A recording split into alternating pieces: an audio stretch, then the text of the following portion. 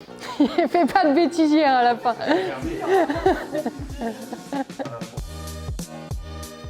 Bonjour, je m'appelle sœur Albertine, je suis religieuse dans la communauté du Chemin Neuf et actuellement en mission à l'école Sainte-Marie où je suis responsable de la pastorale pour le lycée à Saint-Paul.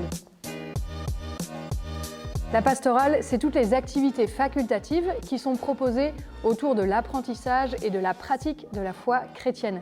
C'est pour tous les élèves à tous les niveaux, c'est proposé, mais aussi pour les adultes, pour le personnel, pour les professeurs, pour les parents.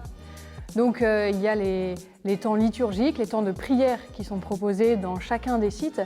Il y a aussi des événements, des retraites, des sorties, des enseignements, des préparations au sacrement. Voilà, il y a plein de choses qui sont proposées pour que ça soit adapté à chaque personne en fonction de là où elle en est dans la foi et de là où elle veut aller.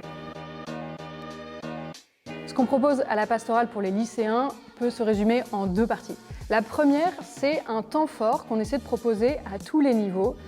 Une retraite, quelques jours dans un sanctuaire, un pèlerinage quelque part, voilà, qu'il puisse y avoir un moment fort spirituellement vécu avec d'autres jeunes de son âge.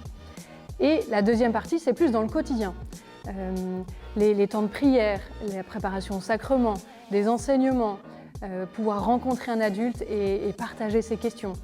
Voilà, qui puisse dans le quotidien aussi avoir cette dimension spirituelle qui soit aussi présente pour les jeunes et les adultes du lycée. La vie chrétienne, ça se vit à plusieurs. On ne peut pas être chrétien tout seul et encore plus, je crois, quand on est jeune, on a besoin d'être avec d'autres.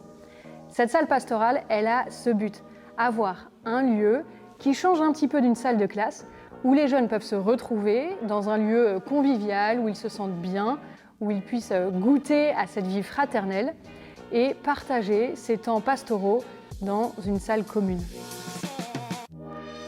On a la chance que ce projet soit porté et soutenu par l'équipe de direction et on imagine bien que de tels travaux ont un coût important. C'est pour ça que si on souhaite investir dans la jeunesse, investir dans tout ce qu'ils sont, aussi la dimension spirituelle de leur être, eh bien, on a vraiment besoin de ce soutien concret dans du matériel, mais aussi financier, avec vos dons qui peuvent vraiment beaucoup nous aider.